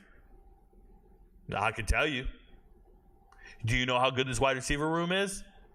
I can tell you. Turn on the tape. Go look up Yul Keith Brown. Go look up Mario Williams coming in from USC. These are good receivers. Derek Graham just transferred in from Texas A&M. He didn't play at Texas A&M. He's a Troy left tackle. He was the blind side at Troy. 2-year starter. Like, that's a stud. He's joining his old offensive coordinator, his old head coach.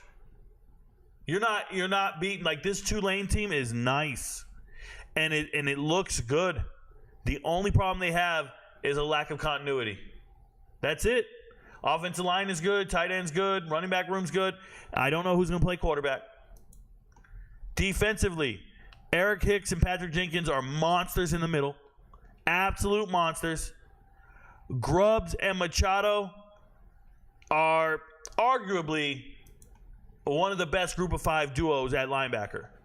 One of the best. I'm a little underwhelmed by Tillery at corner and Edward. They don't move me like that. Ransaw coming over from Troy, stud. Geiger looks pretty decent. And then Desmaney last year played pretty solid. He's coming back. But the real move here is this Machado kid and Tyler Grubbs are absolutely great. I like the team. You get Huntington coming in from ULM, by the way. I like the team a lot. They just lack the continuity that you need to be elite. So I'm not banking on them. On the flip side, you go to a team like App State at number 5, and they check all the boxes for continuity. Sean Clark's got this thing going. These are his guys. You got a starting quarterback coming back in Joey Aguilar. Complete stud. You're a leading rusher. Was Nate Noel, and he transferred to Missouri. Doesn't matter. Kanye Roberts rushed for 3,000 yards in high school his senior year. Kanye Roberts is great. Great. Kanye Roberts is a stud. The offensive line is great. Wide receivers are all back. App State, top to bottom, looking like a great team. I understand they're the favorites in the Sun Belt. It just looks good. It looks the part. Linebackers are studs. Safeties are the real deal. I mean, when I see Miles Farmer transfer in from Syracuse, this is a former one of the top 2 tacklers at Nebraska 2 years ago. And he got a DUI, got kicked out of school by Matt Rule, and things didn't work out at Syracuse last year. Who cares? Bro, they got players. Favors on tape? Ball hawk. Favors is him. They got players, man. App State looks poised to be great. I hope they can put it all together. But App State looks special. And the continuity's there. UNLV. I already told you how good I think Matthew Sluka is. Gonna get pushed by Haj Malik Williams, transfer from Campbell. These are FCS guys. I hope they figure it out. But I really like Matthew Sluka. Jaden Thomas, don't get too carried away with the stats. I am a Jaden Thomas guy. His nickname is Jet. He played at Westlake here in Georgia. I like him. They get it done. Offensive line's legit. Wide receivers are amazing. Ricky White III. I've been on Ricky White since high school. Played at Marietta. They told me he was 3 stars. I said, you guys are wrong. He looks like an NFL player. Went to Michigan State. Couldn't play there. Okay. They had an amazing wide receiver room. Some great players. He transfers, shows up. Him and DeJesus are going to be a problem. I promise. Team is good. Right? Defensively, Elad's not bad. Oliver's not bad. Like, these are good players. And then you go out and you go and get, excuse me, my nose. You go and get guys that used to be Power 5 starters, studs. They used to be. I believe Catalan had some injuries, and people tell me Tony Grimes is not a locker room guy, whatever that means. Whatever that means. They tell me he's not a locker room guy. His dad talks too much and involved in a bunch of things. I get it, man. But the linebackers are elite. The corners are good. Oliver and Tony Grimes. Safeties are great. It's just the front 7 is not. It's not equivalent to some of these other top teams. But the back end is special. The back end's special. If you have the lead and teams are trying to catch up, you'll be okay. If they have the lead and teams are trying to catch up, they're going to be okay. Because they have a great secondary and they got an offense that can get the lead. So I like UNLV a lot. By the way, UNLV went out and paid top dollar for Barry Odom, former SEC head coach, and he obviously knows what he's doing. In an instant, Barry Odom makes them relevant. I think Barry Odom's good. He's worth every dime. Barry Odom should probably get hired somewhere in the Power 4. Somewhere. Somebody needs to take a chance on him again. Like Barry Odom as a head coach and what he's doing at UNLV. UNLV needs to keep winning. But they might move on to a different head coach. Number 3. South Florida. I say they might move on because he might get hired elsewhere. It's not like they're getting rid of him. South Florida's number 3. Everybody talks about Byron Brown, and rightfully so. Byron Brown is a special quarterback. I want to talk about Alex Golesh. Some of the things Alex Golesh does, he does it like Josh Heupel, head coach of Tennessee. Alex Golesh was the offensive coordinator over there. They manipulate hash marks, guys. Remember, college game, hash marks, a little wider. NFL, a little more narrow. The wider the hash mark, the more room you have on the wide side of the field. You can do different routes, different route tree, different formations. It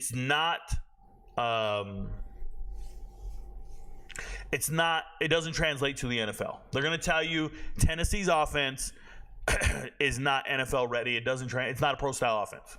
It doesn't translate. It's those Oklahoma offenses from the early 2000s. Remember all those great Oklahoma quarterbacks that never amounted to anything? Well, one of them was Josh Heupel. He was the quarterback in 2000, right? So when you learn in that system and now you're the decision makers, you do this thing where you manipulate the formation and the field and the room and the space, and it's great for college, but it doesn't translate. Well, Alex Golesh showed up and doesn't give a shit what you want to talk about. He just makes sure he wins. And shout out to Alex Golesh, taking a 1-11 team, losing your star running back and kickoff returner Brian Battie to Auburn, losing your 2 leading receivers, Jimmy Horn Jr. and Xavier Weaver to Colorado, and no one cares. You're 1-11, nobody's transferring in to help you, and you still find ways to win. Yep. Didn't need Jerry Bohannon, went out there and said, Byron Brown's going to be our guy. Now, they did have a transfer in Naquan Wright coming over from Florida, former 4-star guy. They got it done. The guy that looks the worst on tape is Sean Atkins, white guy, wide receiver, wears number 38, former walk-on. He's all production all day, all the time. He's great. Love it. Hard to watch him, though. You'd be like, damn, what the hell? Why is he open? Why is he beating people? It's weird. He's a beast, okay? Shout out to Naeem Simmons. I think he had one game last year that was really good, but he's an FCS transfer. He needs to keep lifting and get in the starting lineup. I like this offense. I like the defense even more. Defense even more. They got 2 defensive tackles that come from the Power 4. I want to say it was Chaney who used to start at TCU and then Blue Eli, or vice versa, but both of them used to play at the Power 4. One is a bounce back from JUCO. They're both over 300 pounds. They're monsters in the middle. Linebackers are studs. Corners are legit. Ben Knox, hopefully he's coming back from injury and he plays well.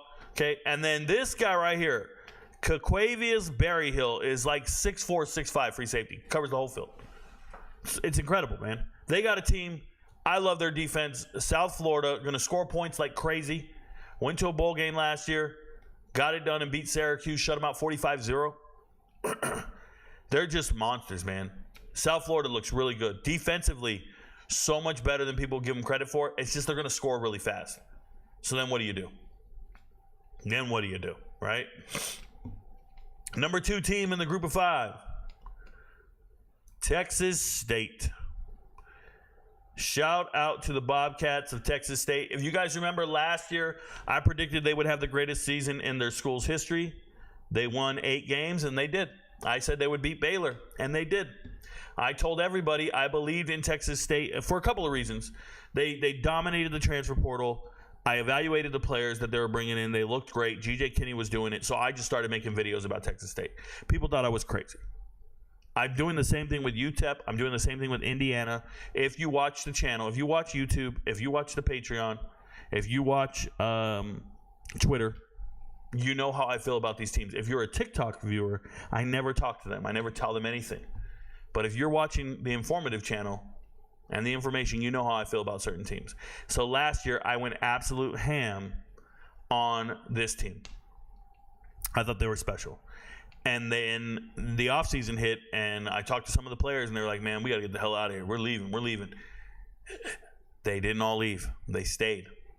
So I'll tell you guys right now, wide receiver room is so underrated, it's crazy. Joey Hobart, son of Billy Joe Hobart, former Washington State wide receiver, went to Utah Tech, and then came back. Like Joey Hobart and Bo Sparks, both of them went to the same FCS school, and they're here. They look the same to me. Little white dudes that are beasts, bro. Fastest player on the team is this Drew Donnelly guy, transfer from Cincinnati, little white dude. They got a bunch of little white receivers, 3 of them. Fucking monsters, bro. You can't cover these guys. And then you have Cole Wilson, former UIW, Incarnate Word, former FCS All-American, whatever. Dude's a stud. Like, I love this wide receiver room. Offensive line, shout out to Taylor Lockett showing up. Good transfer. Reached out to the channel, friend of the channel. Shout out to him. Know him well.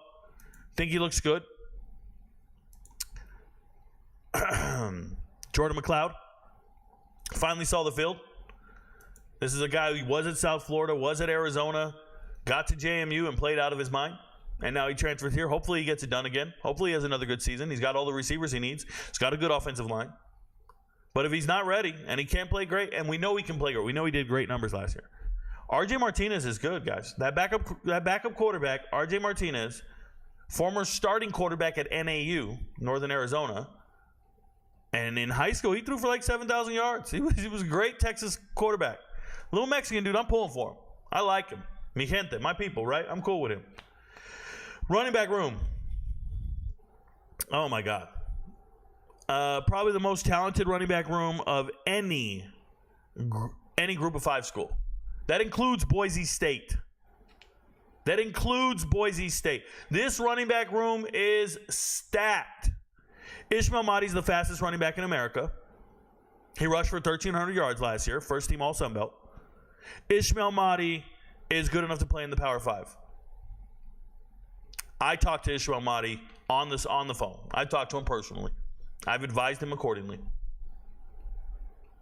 Friend of the channel. Lincoln Pear, this is surprising to me that they have him second string. I didn't see that coming.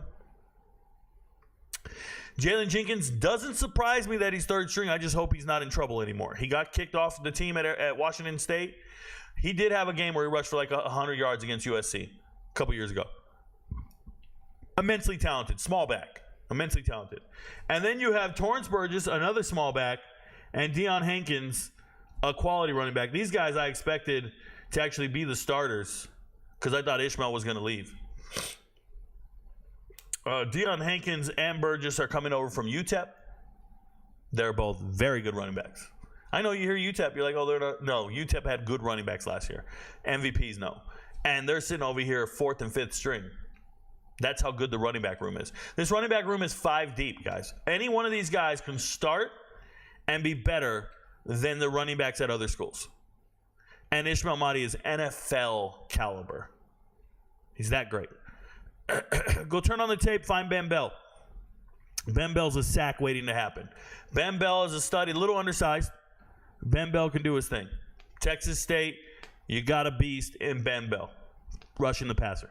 Manny Nunnery, transferring in from Florida. I remember when he transferred to Florida from Houston, and I was saying, oh no, he should not be leaving Houston. He was a situational player at that. He was in the rotation. Should not be leaving Houston going to Florida. He'll never start there. And it didn't work out for him at Florida. But seeing him here with Max Harris and James Neal, like, this linebacker room is broken, bro. These are good linebackers. And then Traylon Payne is all potential. So, like, I look at this linebacker room, I'm like, how are they all going to get on the field? They got studs. These are stud linebackers. Texas State's got something, man. They got something special. And then the corners don't really move me. Safeties are great. Safeties are great. Texas State, going to score 50 points a game. Going to score 50 points a game, Texas State. Trust. Very conceivable that they could be representing the group of 5 in the playoffs. And then the last team, my number 1 team. It's no secret anymore. I've been on them since last year. I've been talking about Memphis for over a year. You don't believe me? Go to the Patreon, search Memphis. And you'll hear me talking about Memphis as a team and what I think about Seth Hennigan and this team. So Seth Hennigan, to me, one of the top quarterbacks in America, is truly special. It's one of those generational quarterbacks that picks a group of 5 schools, stays there all 4 years, doesn't transfer anywhere else, and just throws for 3,000 yards. He's going to finish his career with 13,000, 14,000 yards. All-time great. Shout out Seth Hennigan. Will be a college football Hall of Famer someday because of it, because of the sheer number of stats. Then you look at his running back room. They took a little hit here and there. I like Sutton Smith a lot. Sutton Smith is a stud out of Walton High School here in Georgia. I like him a lot. I understand Mario Anderson Jr. showed up. Former Newberry Division II All-American, was the leading rusher at South Carolina last year in the SEC. He's now here. You've got a solid running back room, complete running back room. Offensive line, rebuilt through the transfer portal, and they're good players. Wide receiver room, the best in America among the group of 5. Best in America. Rock Taylor reminds me of Michael Irvin. Demir Blankenship is the fastest beast wide receiver you're going to see in the group of 5. No one can cover him. He's just going to break for a touchdown. Jair Shorter, back when he was at North Texas, okay, he was averaging 30 yards a catch, something crazy. Go look up his stats. He was amazing. He's a big guy. He's not shorter. He's like 6'3". And he transferred to Auburn. It didn't work out last year. But I'm telling you, they got stud wide receivers at Memphis. Now, their defense was absolute trash last year, and now they're trying to address it. Excuse me. They're trying to address it as best they can. When I go and assess these individual players, this is where things get a little dicey, because individually, the linebackers and corners look great. The linebackers and corners look great. You know the linebackers. Elijah Herring just led Tennessee in tackles last year, and he transferred in. Matt Hudson, is he from Harvard? Harvard, yep. A stud in the Ivy League, and he's going to be backing up guys. Getting the minors to come in from Indiana paid dividends. Javonte Mackey coming in from Arkansas State, dividends. Like, they got players. It's just they got to put it all together. And I don't like the Build-A-Bear defense. I don't like everybody coming in. So Texas State looks like a more complete defense, but there's no better offense in America than Memphis. And when we talk about the continuity of Ryan Silverfield, Seth Hennigan, all his receivers, yeah, it looks like a problem for a lot of people. Now, yes, they do play Florida State, so that's a loss, right? Everybody's like, well, then they're going to have a loss. How are they going to be the top-rated group of 5 team? I don't know, man. I'm not sitting here predicting win totals. I'm sitting here telling you what the talent level on these teams is. And the most talented team I've seen in the group of 5 is Memphis. And, you know, they're up by 6 points over Texas State. It's a pretty big deal, if you didn't know. So, yeah, that's my list. I'm going to go to the chat one last time, and then we'll end the show. Thanks for being here today, guys. Obviously, we're going to be doing daily podcasts starting at 5 p.m. next week. We start. So shout out to all you guys who are ready for that every single week. Just a reminder, tonight we do have UFC Fight Night, Dana White Contender Series. The video's free. Go watch it, learn, and then place your bets. Let's get the questions here, though. Rico made me realize. Yup, sounds good. Just wondered if you had a feeling. Yup. Are you going to do? Yes. Okay, we got everything. Shout out to you guys. I appreciate everybody for watching. Thank you guys. Just remember, your friends don't know, but Rico knows. Stay up, y'all. I'll catch you guys later. Peace.